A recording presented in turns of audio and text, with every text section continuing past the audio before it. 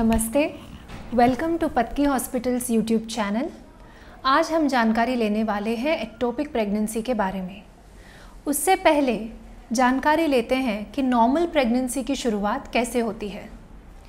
Female reproductive system के 3 important हिस्से होते हैं, यानी 3 इम्पॉर्टेंट पार्ट्स होते हैं: यूट्रस, फैलोपियन ट्यूब्स और ओवरीज। पीरियड्स के 14th to 18th डे के बीच में ओवरी में ओव्यूलेशन की प्रक्रिया हो जाती है। मतलब जो फॉलिकल होता है वो रप्चर होके उसके अंदर का जो मैच्योर एग होता है वो बाहर निकलता है। फैलोपियन ट्यूब का काम होता है कि इस एग को पकड़ना। इंटरकोर्स के बाद जो स्पर्म होते हैं वो यूट्रस में से गुजर के ऊपर फैलोपियन ट्यूब्स के अंदर आ जाते हैं। यहाँ पे रप्चर हुआ एग होता है, तो एग और स्पर्म का मिलन फैलोपियन ट्यूब के अंदर होता है और यहाँ गर्भ तैयार होता है। 72 आवर्स के लिए ये गर्भ फैलोपियन ट्यूब के अंदर ही रहता है। फैलोपियन ट्यूब के अंदर बहुत ही नाजुक बाल होते हैं जिन्हें सीलिया कहा जाता है। इस तैयार हुए गर्भ को ये सीलिया धीरे धीरे यूट्रस के अंदर पहुंचा देती है। तो जैसे कि हमने देखा, गर्भ तैयार करने का और फिर इस गर्भ को फैलोपियन ट्यूब से निकाल के यूट्रस में रखने का इम्पॉर्टेंट काम फैलोपियन ट्यूब्स करती हैं। एक्टोपिक प्रेगनेंसी में ये हो जाता है कि ये गर्भ फैलोपियन ट्यूब के अंदर ही अटक जाता है, ट्यूब से निकल के वो यूट्रस में जाता ही नहीं। अब जो फैलोपियन ट्यूब होती है वो बहुत नाजुक होती है, हमारे बाल से भी ज़्यादा वो नाजुक होती है, इसलिए ये गर्भ का प्रेशर वो झेल नहीं पाती और कभी कभी ये बढ़ते हुए गर्भ की वजह से वो अंदर ही रप्चर हो जाती है। अब ये जानते हैं कि एक्टोपिक प्रेगनेंसी क्यों होती है। Majority of the times ectopic pregnancy की कोई वजह नहीं होती, बस बिल्कुल बैड लक की वजह से एक्टोपिक प्रेगनेंसी हो जाती है। लेकिन कभी कभी पहले से अगर यूट्रस या फैलोपियन ट्यूब्स के कोई इन्फेक्शंस हो तो एक्टोपिक प्रेगनेंसी होने की संभावना ज़्यादा होती है। एस्पेशली अगर उस पेशेंट को पहले यूट्रस का ट्यूबरक्लोसिस हुआ हो तो उसमें एक्टोपिक प्रेगनेंसी की संभावना ज़्यादा है। इसके साथ साथ अगर आपकी पहली प्रेगनेंसी एक्टोपिक रह चुकी है तो दूसरी बार भी आपको एक्टोपिक का रिस्क थोड़ा सा ज़्यादा होता है। अब आइए जानते हैं कि एक्टोपिक प्रेगनेंसी के सिम्टम्स क्या होते हैं। कई बार इमरजेंसी केसेस में एक्टोपिक प्रेगनेंसी के पेशेंट्स हमारे पास आते हैं, यानी होता ये है कि प्रेगनेंसी ट्यूब के अंदर होती है, ट्यूब इस प्रेगनेंसी का प्रेशर झेल नहीं पाता और ट्यूब रप्चर हो जाता है। रप्चर होने की वजह से पेट में बहुत सारा ब्लड एक्यूमुलेट होता है, इंटरनल ब्लीडिंग बहुत ज़्यादा होती है, पेशेंट को ज़ोर से पेट में दर्द होना, चक्कर आना, ऐसी चीज़ें होना शुरू हो जाता है और इमरजेंसी में पेशेंट्स हमारे पास आते हैं। लेकिन कई बार कोई भी सिम्टम्स नहीं होते, पीरियड मिस होके बस 4-5 दिन ऊपर गए होते हैं, यूरिन प्रेगनेंसी टेस्ट पॉजिटिव आई होती है और सोनोग्राफी में प्रेगनेंसी कहीं यूट्रस में नहीं दिखती। तो ऐसे केसेस में, ऐसे पेशेंट्स में एक्टोपिक प्रेगनेंसी की संभावना है, ऐसा गेस हम लगाते हैं।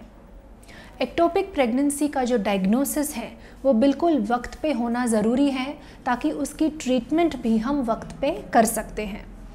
तो एक्टोपिक प्रेगनेंसी का डायग्नोसिस कैसे होता है? जैसे कि मैंने कहा कि पीरियड्स मिस हो जाते हैं, यूरिन प्रेगनेंसी टेस्ट में 2 लाइन्स आती है, कई बार एक लाइन डार्क तो दूसरी लाइन फेंट होती है और जब ऐसे पेशेंट्स हमारे पास आते हैं तो सोनोग्राफी में हमें गर्भ यूट्रस के अंदर नहीं दिखता।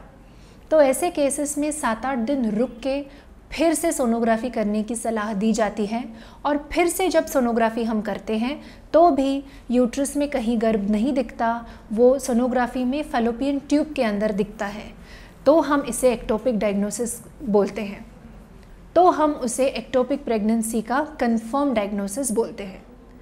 कई बार सोनोग्राफी में गर्भ कहीं भी नहीं दिखता, ना यूट्रस में होता है ना फैलोपियन ट्यूब्स में होता है, लेकिन फिर भी यूरिन प्रेगनेंसी टेस्ट पॉजिटिव होती है। तो ऐसे केसेस में एक ब्लड टेस्ट की जाती है जिसका नाम है बीटा HCG। बीटा HCG एक प्रेगनेंसी हार्मोन है। ये बहुत ही यूनिक हार्मोन है। जब हम प्रेग्नेंट नहीं होते तब ये हार्मोन हमारी बॉडी में नहीं होता। जब हम प्रेग्नेंट होते हैं बस तभी इस हार्मोन को बॉडी में पाया जाता है। अब अगर हमारे बॉडी में यूट्रस के अंदर प्रेगनेंसी है और वो हेल्दी प्रेगनेंसी है जो अच्छे से ग्रो हो रही है, तो हमारे बॉडी में जो बीटा HCG है उसका लेवल 48 आवर्स में डबल होता है।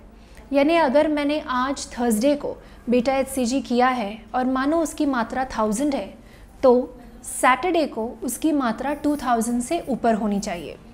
अब जो एक्टोपिक प्रेगनेंसी होती है वो स्लो ग्रोइंग होती है और अनहेल्दी होती है, इसलिए ऐसे पेशेंट्स में बीटा HCG की ब्लड लेवल बहुत ही स्लो ग्रोइंग होती है। तो इस तरह का अगर बीटा HCG का रिपोर्ट दिख जाता है तो भी एक्टोपिक प्रेगनेंसी की संभावना हो सकती है। अब जानते हैं कि इसकी ट्रीटमेंट कैसे करते हैं। जैसे कि मैंने पहले बताया, अगर पेशेंट इमरजेंसी में प्रेजेंट होती है, यानी पेट में दर्द हो रहा है, बहुत ज़्यादा इंटरनल ब्लीडिंग हुआ है, अगर ऐसे सिचुएशन में ही पेशेंट्स हमारे पास आते हैं तो ऑपरेशन के अलावा दूसरा कोई भी ऑप्शन नहीं होता। ऐसे केसेस में ट्यूब्स बहुत ही बुरी तरह से डैमेज हुए रहते हैं, तो जिस ट्यूब में एक्टोपिक प्रेगनेंसी है वो ट्यूब कई बार निकालनी पड़ती है। इसलिए ज़रूरी ये होता है कि एक्टोपिक प्रेगनेंसी का डायग्नोसिस वक्त पे हो। अगर वक्त पे डायग्नोसिस हुआ है और ट्यूब रप्चर नहीं हुई है तो हम मेडिकल ट्रीटमेंट भी एक्टोपिक के लिए कर सकते हैं।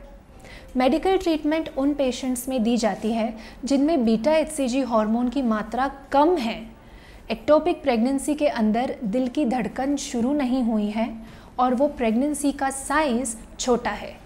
ऐसे केसेस में पेशेंट्स को एक अलग तरह के इंजेक्शंस दिए जाते हैं जिससे वो प्रेगनेंसी पिघल के डिसअपियर होने में मदद होती है।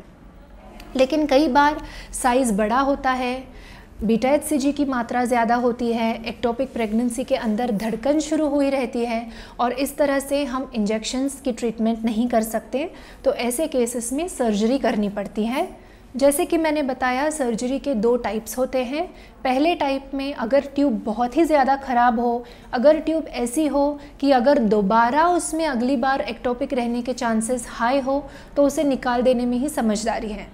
लेकिन अगर ट्यूब दिखने में हेल्दी हो तो हम सिर्फ एक्टोपिक प्रेगनेंसी को ही निकालते हैं और ट्यूब को वैसे के वैसा अंदर छोड़ देते हैं। कई बार पेशेंट्स बहुत टेंशन में होते हैं कि हमारा एक एक्टोपिक हो चुका है, एक ट्यूब हमारी निकल गई है, तो क्या अब हमें दोबारा प्रेगनेंसी रहने में प्रॉब्लम हो जाएगी। तो कभी कभी अगर एक ट्यूब निकाली गई हो तो दोबारा प्रेगनेंसी रहने में प्रॉब्लम्स हो सकते हैं। लेकिन ऐसे कई पेशेंट्स हमने देखे हैं कि जिनमें एक ट्यूब निकालने के बावजूद दोबारा प्रेगनेंसी रहने में कोई भी दिक्कत नहीं हुई हो। तो इस तरह से आज हमने देखा कि एक्टोपिक प्रेगनेंसी क्या होती है।